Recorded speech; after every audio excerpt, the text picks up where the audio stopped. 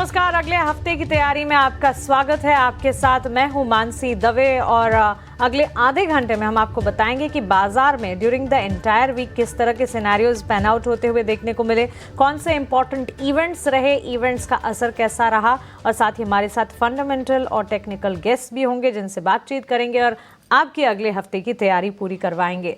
लेकिन चलिए, तैयारी जब हम अगले हफ्ते की कर रहे हैं, एक शुरुआत बाजार की चाल को समझकर और साथ ही जो इंपॉर्टेंट इवेंट जिससे एक इम्पैक्ट आता हुआ दिखा वहीं से कर लेते हैं।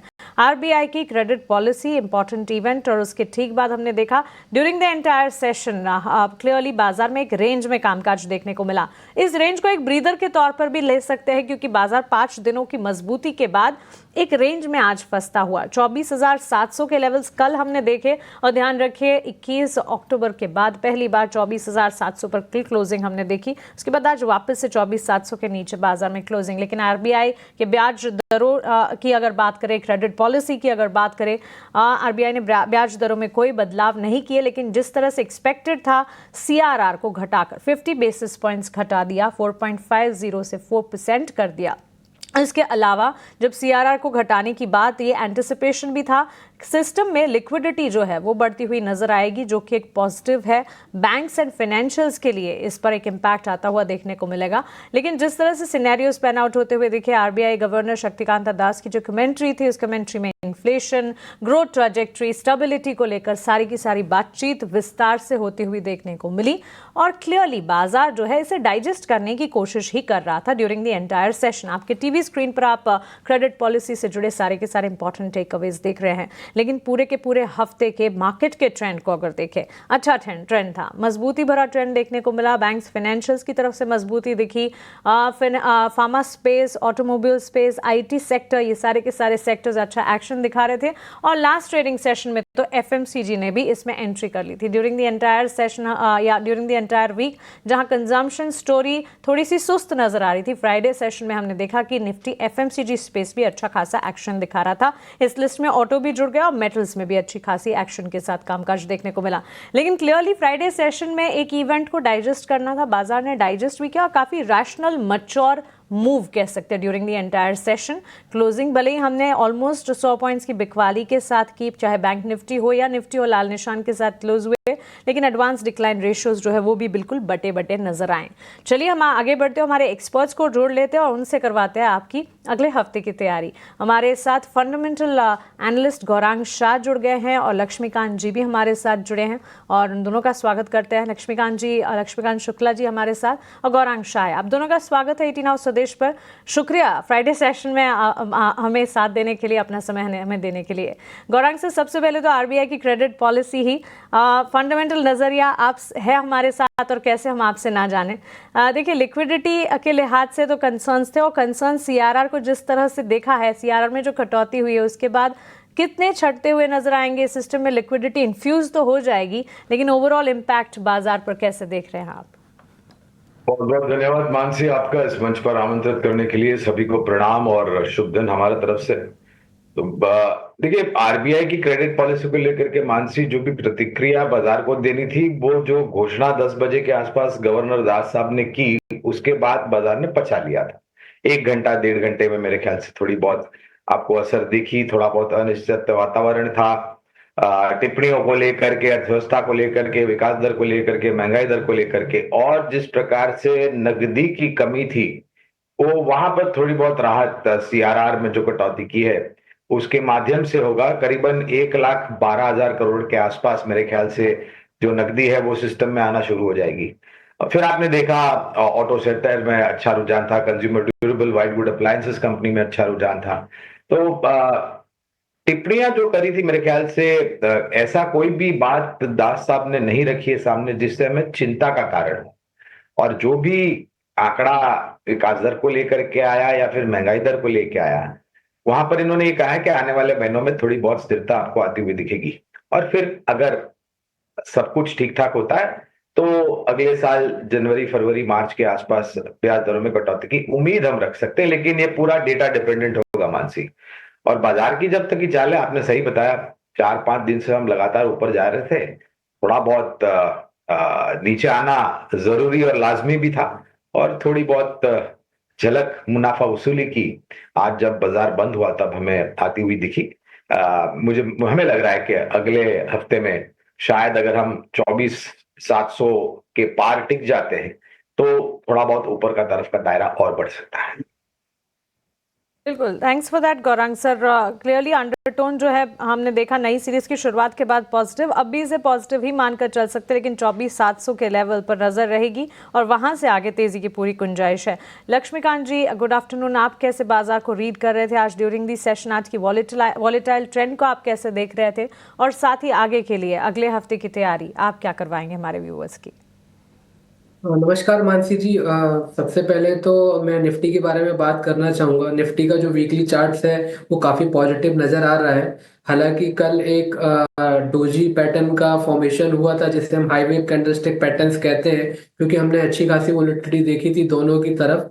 तो मुझे लगता है कि जो थर्सडे का जो स्विंग हाई था अराउंड 24,860 के पास, वो एक इमीडिएट रेजिस्टेंस के तौर पर प्ले आउट हो सकता है। और मुझे लगता है कि जो अपर रेंज है वो ऊपर के साइड का ही है। एक बार 24,850 निकलता है तो मार्केट अपनी बढ़त 25,000 25,200 जोन की तरफ बढ़ा सकता है, क्योंकि वहां पर बुलिश हेड एंड शोल्डर के और कप एंड पैटर्न के जो रिसेंटली ब्रेकआउट आया है उसके टारगेट नजर आ रहे हैं।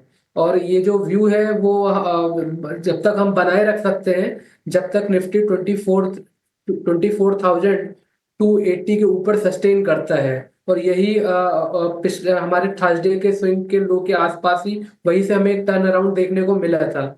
इंडिया विक्स अभी भी 200 डीएमए के नीचे सस्टेन कर रहा है, तो मुझे लगता है कि आने वाले समय में स्टेबिलिटी दिखाई देगी। और बैंक निफ्टी की अगर बात करें, बैंक निफ्टी ने भी इन्वर्टेड हेड एंड शोल्डर का ब्रेकआउट दिया है। वीकली के चार्ट्स पे 20 वीक मूविंग एवरेज का एक अच्छा खासा सपोर्ट भी नजर आ रहा है। और जब तक बैंक निफ्टी 52,600 के ऊपर सस्टेन करता है तब तक हम एक अपर साइड का मूव देख सकते हैं बैंक निफ्टी में। और उसका जो पुराना स्विंग हाई है अराउंड द लेवल्स ऑफ 54,470 के आसपास, वहां तक बैंक निफ्टी स्ट्रेच हो सकता है। और वहां पर फिर हमें कंसोलिडेटिव मूव देखने को मिलेगा। अगर उसके ऊपर ब्रेकआउट आता है तब फिर बैंक निफ्टी अपने ऊपरी स्तर 55,000 लेवल तक जा सकता है। बिल्कुल। गौरांग सर, एक स्पेस है जहां आपका पॉजिटिव टेक है और येट अगेन इस पर आपसे चर्चा करना जरूरी है, और वो है डिफेंस, क्योंकि रक्षा मंत्रालय से 21,800 करोड़ के 5 रक्षा खरीद प्रस्ताव को मंजूरी मिलती हुई दिखी, और इन्हीं दिनों के इवेंट है ये। और उसके ठीक बाद हमने देखा HAL, BEL, garden reach ship builders, Cochin shipyard, ये सारे के सारे स्टॉक्स में सिर्फ एक ट्रेडिंग सेशन नहीं लेकिन पिछले 5 सेशंस के चार्ट्स को भी अगर देखेंगे अच्छा खासा मुनाफा या कह सकते हैं कि अच्छे खासे रिटर्न्स यहाँ पर देखने को मिल रहे हैं। काफी ज्यादा अंडरटोन बुलिश है इस स्पेस के सेगमेंट के, लेकिन यहां से आगे किस तरह के स्तर देखने चाहिए? मानसी, अक्सर हमने जब रक्षा क्षेत्र को लेकर के चर्चा करी तो एक बात हमने स्पष्ट रूप से सामने रखी है कि अगर आप रक्षा क्षेत्र में निवेश करते हैं तो आपका नजरिया 3-5 साल या उससे ज्यादा होना चाहिए। क्यों? क्योंकि ऑर्डर मिलने में, उस ऑर्डर पर काम करने में और मास स्केल प्रोडक्शन तक जाने के लिए समय लगता है। और ये सब कंपनियां जो रक्षा क्षेत्र से जुड़ी हुई है मानसी, ये बहुत ही कॉम्प्लेक्स प्रोडक्ट बनाते हैं, हाई टेक्नोलॉजी और प्रिसिशन प्रोडक्ट्स होते हैं। इसमें किसी भी तरह की लापरवाही आपको बरतनी नहीं चाहिए, और सभी टेस्ट को पास करते हुए फिर इनको अनुमति मिलती है कि हाँ आप जा करके अब मास स्केल प्रोडक्शन कीजिए। और फिर बिग वाली जो आय होती है उसमें इजाफा होता है और शुद्ध मुनाफे में इजाफे होते हैं। तो फिलहाल जो कवरेज हमारी है खरीदारी की वो कोचिन शिपयार्ड और भारत इलेक्ट्रॉनिक्स लिमिटेड पे है। लेकिन इसके साथ साथ ये भी कहना चाहूंगा, हालांकि ये राय नहीं है, लेकिन जो बाकी कंपनियां मजबूत और सक्षम है, अब गार्डन रीच शिप बिल्डर्स हो गई, मजगांव डॉक्स हो गया, भारत डायनामिक्स हो गया, हिंदुस्तान एरोनॉटिक्स हो गया, BEML जैसी कंपनियां हैं, ये भी काफी सक्षम और मजबूत कंपनियां हैं। बिल्कुल, तो ये पूरे के पूरे स्पेस पर नज़र होनी चाहिए, और इनमें जुड़े जो BEML जैसे स्टॉक्स हैं, कोचिन शिपयार्ड का जिक्र हम करते ही हैं। और सबसे बड़ी बात कि जब इनका जिक्र हम कर रहे हैं, इसे निवेश के लिहाज से आपको मानकर चलना है, और बिल्कुल पोजिशनल या शॉर्ट टर्म बेसिस पर मान कर ना चले, क्योंकि ये कुछ ऐसे स्पेसेस हैं, कुछ ऐसे थीम्स हैं जो कि लंबी अवधि के लिए आपको आपका पोर्टफोलियो बांधने में काफ़ी हद तक मदद करेंगे। लेकिन इसके अलावा ड्यूरिंग द एंटायर वीक अगर देखें लक्ष्मीकांत जी, आईटी सेक्टर ने बाजार को संभाला। हालांकि लास्ट ट्रेडिंग सेशन में आईटी सेक्टर में हमने वॉलेटाइल मूव्स देखे, लेकिन चाहे लार्जर आईटी प्लेयर्स हो या फिर छोटी मझौली आईटी कंपनियां हो, क्या आपको लगता है कि अगले हफ्ते के लिए अगर मौका मिले, गिरावट मिले, तो कोई पर्टिकुलर स्क्रिप्ट्स हैं, स्टॉक्स हैं जहां पर एंट्री लेने के बारे में सोचना चाहिए? निफ्टी आईटी ने एक कप पैटर्न का ब्रेकआउट दिया है और ऑलरेडी ये अपने पुराने जो मंथली स्विंग हाई है उसके ऊपर ट्रेड कर रहा है। आज हालांकि एक हल्की सी माइनर प्रॉफिट बुकिंग देखने को मिली है, बट ओवरऑल आईटी का ट्रेंड अभी भी ऊपर नजर आ रहा है। और इसमें से अगर स्टॉक्स की बात की जाए तो HCL tech, tech Mahindra, Wipro, और मिड कैप आईटी में अगर बात की जाए तो एलटीआईएम और बिरला सॉफ्ट, इसमें आने वाले समय में ट्रैक्शन देखने को मिल सकता है। और इसके अलावा इन्फी भी अपने रिसेंट स्विंग हाई के आसपास है, तो मुझे लगता है कि वहां पर भी अगर कंसोलिडेशन ब्रेकआउट देखने को मिलता है तो वहां से फिर हमें 7 to 10% के अपसाइड मूव इन्फी भी ऊपर की ओर दिखा सकता है। तो ओवरऑल ट्रेंड काफी बुलिश नजर आ रहा है और मुझे लगता है कि बाय ऑन डिप स्ट्रेटेजी के साथ जिन स्टॉक्स का जिक्र किया गया है उसमें हम लॉन्ग पोजीशन क्रिएट कर सकते हैं।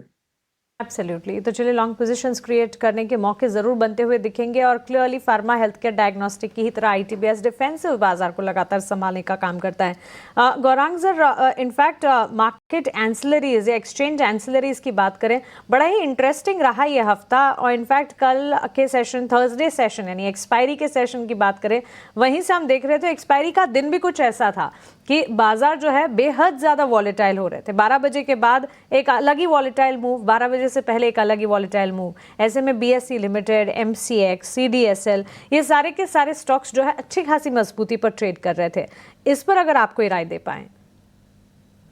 मानसी, देखिए, विचारधारा भारत देश की प्रगति की अगर हम बात करें तो उसके साथ साथ भारतीय शेयर बाजार भी उसी प्रकार से आपको प्रगति की ओर बढ़ता हुआ नजर आएगा। तो शेयर बाजार से जुड़ी हुई जो भी कंपनियां हैं, अब उदाहरण के तौर पर मैं सीधे सीधे निवेश की ये राय नहीं दे रहा, आपने प्रश्न पूछा है तो उस प्रश्न का उत्तर देने का मैं प्रयास कर रहा हूं। तो शेयर बाजार से जुड़ी हुई कौन सी कंपनियां हैं, तो पहले तो Bombay stock exchange, BSE limited, जो कि एक प्लेटफॉर्म प्रोवाइड करती है। यहाँ पर भी एनएससी के आईपीओ को लेकर के चर्चा और खबरें धीरे धीरे करके गति पकड़ रही है। तो आने वाले भविष्य में अगर अनुमति मिलती है तो वो एक आईपीओ भी आएगा जिसका एक टेलविंड पॉजिटिव बीएससी के लिए हो सकता है। फिर आते हैं हम सर्विसेज, सेवाएं उपलब्ध कराने वाली कंपनियां। अब उदाहरण के तौर पर डिपॉजिटरीज, तो सीडीएसएल तो लिस्टेड है, एनएसडीएल की भी बात आ रही है कि वो भी शायद आईपीओ को लेकर के आएंगे। और अच्छी बात ये मानसी कि मेरे ख्याल से जो एक नया इतिहास बनाया है न्यू डीपी अकाउंट्स को लेकर के, मेरे ख्याल से 17 करोड़ के आसपास शायद वो आंकड़ा पहुंच गया है। और धीरे धीरे करके लोग अब भारत की प्रगति को देख करके भारतीय शेयर बाजार से जुड़ना चाहते हैं। इसलिए आपने देखा है सिर्फ फुटफॉल्स भी बढ़ रहे हैं, डोमेस्टिक इंस्टीट्यूशंस के पास पैसे भी ज्यादा आ रहे हैं। और फिर आती है इंटरमीडिएट कंपनीज, इंटरमीडिएटरीज, जो कि ब्रोकरेज जैसे फॉर एग्जांपल। तो ये सब कंपनियां भी जो शेयर बाजार से जुड़ी हुई है वो भी अच्छा करेंगे, वॉल्यूम्स बढ़ेंगे, इनके टर्नओवर बढ़ेंगे, इनको फीस ज्यादा मिलेगी, ज्यादा लोग जुड़ते जाएंगे तो एएमसी कलेक्शन जो होता है वो भी बढ़ेगा, और ज्यादा लोग जुड़ते हैं तो फिर ब्रोकरेज के जो ट्रेड्स होते हैं, वॉल्यूम्स होते हैं, वो भी ऊपर जाएंगे। बिल्कुल बिल्कुल गौरांग जी। सो क्लियरली अलग ही तरीके के थीम्स थे जो कि प्ले आउट होते हुए देखने को मिले थ्रू आउट द वीक। अगर आप देखेंगे, जैसे कि एक्सचेंज एंसिलरी वाले स्टॉक्स की हमने बात की, कुछ हद तक रिन्यूएबल एनर्जी स्पेस के लिए भी एक आध दो सेशंस पॉजिटिव रहे। और उसके अलावा फार्मा में एक अलग सेगमेंट सीडीएमओ, क्योंकि सीडीएमओ जो है सिर्फ देश में ही नहीं, भारत का सीडीएमओ मार्केट जो है वो विदेशों में भी धीरे धीरे स्लोली एंड इवेंचुअली अपनी पकड़ बनाने की कोशिश कर रहा है। सो ये सारे के सारे अलग थीम्स थे जो कि बाजार में प्ले आउट कर रहे थे और ओवरऑल मार्केट का scenario throughout the week जो है काफी पॉजिटिव रहा। लेकिन चलिए अब आगे बढ़ते हैं और हमारी खास सेगमेंट वीआईपी शेयर्स यानी कि वैल्यू इन्वेस्टमेंट पिक का रुख करते हैं।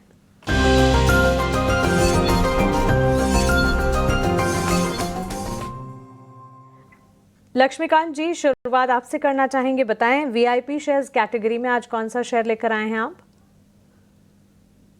जी, ट्रेडिंग के पर्सपेक्टिव से मैं दो कॉल्स रिकमेंड करना चाहूँगा। पहला जो कॉल है वो एफएमसीजी स्पेस से है, जिसका नाम है टाटा कंज्यूमर।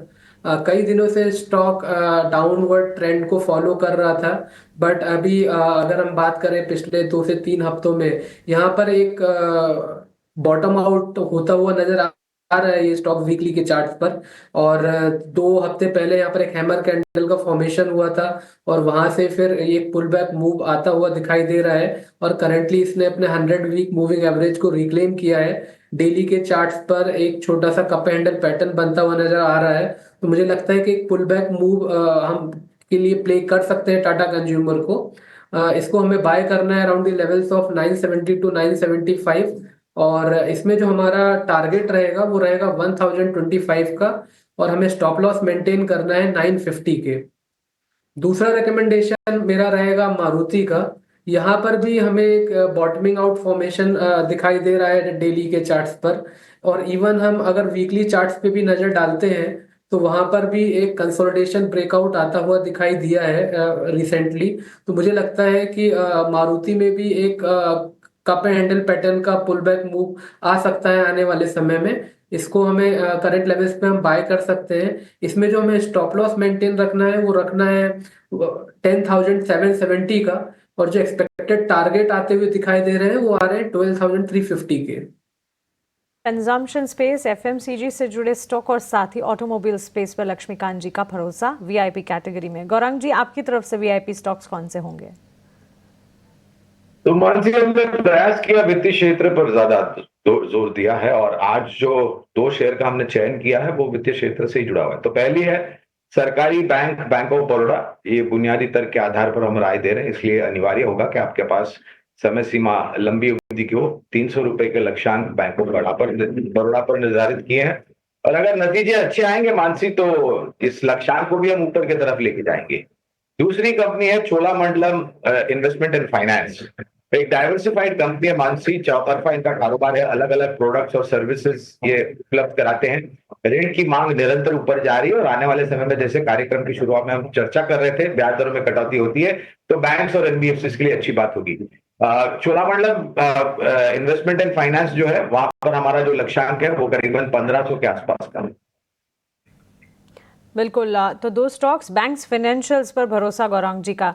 गौरांग जी, लक्ष्मीकांत जी, बहुत शुक्रिया आपका हमारे साथ जुड़ने के लिए, सवालों के जवाब देने के लिए और बाजार पर अपना टेक हमारे साथ शेयर करने के लिए। Have a nice day and a great weekend to you. और चलिए, इसी के साथ हम एक छोटे से ब्रेक के लिए रुक रहे हैं। ब्रेक के उस पार जब वापस लौटेंगे, अहम ट्रिगर्स आने वाले हफ्ते के क्या हैं वो आपके सामने रखेंगे। आप बने रहें।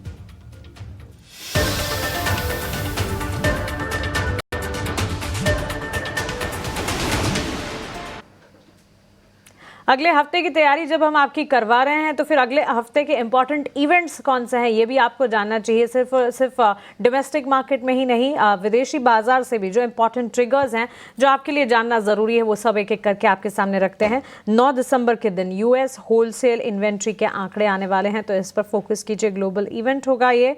इंडिकेटिव एक्शन डेटा पॉइंट्स होंगे जिस पर नज़र रखनी होगी। इसके अलावा चीन के पीपीआई और सीपीआई के डेटा भी होंगे जिस पर आपको नज़र रखनी है।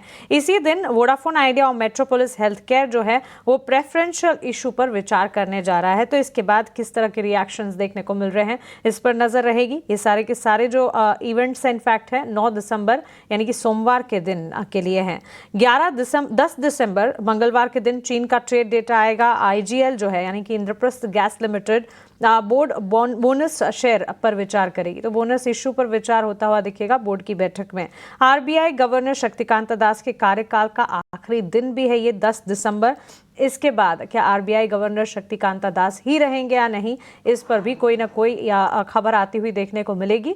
और इस वक्त तो कोई बुगाहट नहीं नजर आ रही है या कोई ऐसी खबर फिलहाल नहीं है, लेकिन हाँ ये ज़रूर है कि उनके इस टेन्योर का लास्ट डे जो है वो 10 दिसंबर को होगा। तो 10 दिसंबर का दिन हमें देखना होगा, वॉच आउट करना होगा। 11 दिसंबर के दिन अमेरिका का सीपीआई का डेटा आने वाला है, इस पर फोकस कीजिएगा।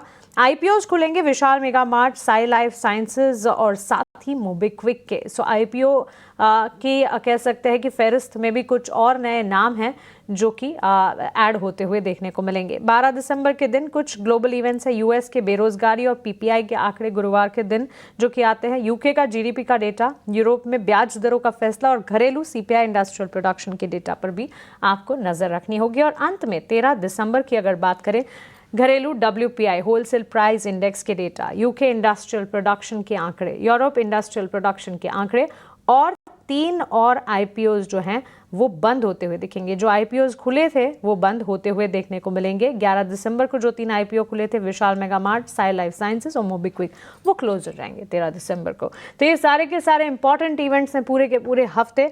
काफ़ी इवेंट स्पेसिफिक हफ्ता आने वाला भी रहने वाला है और इसी पर नज़र भी रहेगी। ये पूरा का पूरा हफ्ता जो था काफ़ी एक्शन पैक था। उम्मीद यही रहेगी कि आने वाला हफ्ता भी काफ़ी एक्शन पैक हो, आपकी कमाई भरपूर हो और पोर्टफोलियो में आप निवेश की अहमियत को समझें। अगले हफ्ते की तैयारी को हम यहीं समेटने जा रहे हैं, लेकिन जाते जाते एक इंपॉर्टेंट टेक अवे आपके लिए। टाइम्स नेटवर्क का फ्लैगशिप आयोजन इंडिया इकोनॉमिक कॉन्क्लेव वापस आ गया है। आईडीएफसी फर्स्ट बैंक प्रेजेंटेड ये कॉन्क्लेव भारत के विकास से जुड़ी अहम और बेहतरीन चर्चाओं का केंद्र रहा। जापान और जर्मनी को पीछे छोड़कर भारत का लक्ष्य दुनिया की तीसरी बड़ी इकोनॉमी बनने पर है। ऐसे में भारत को ग्लोबल चुनौतियों के बीच अपनी आर्थिक लचीलेपन को बनाए रखने और तेज रफ्तार से आर्थिक विकास को बढ़ाने वाली नीतियों को लागू करने की जरूरत है। और इस बार इंडिया इकोनॉमिक कॉन्क्लेव के 10वें एडिशन की थीम रखी गई है fast track to the top 3। इस थीम के जरिए इंडिया इकोनॉमिक कॉन्क्लेव एक रोड मैप तैयार करेगा कि कैसे भारत दुनिया की तीसरी सबसे बड़ी इकोनॉमी बनने की दिशा में तेजी ला सकता है। आईईसी में राजनीति, ग्लोबल बाजार, इकोनॉमी और कॉर्पोरेट वर्ल्ड की दिग्गज हस्तियां शामिल होंगी। तो 12 से 13 दिसंबर को तैयार रहें टाइम्स नेटवर्क पर सबसे बड़े कॉन्क्लेव का हिस्सा बनने के लिए।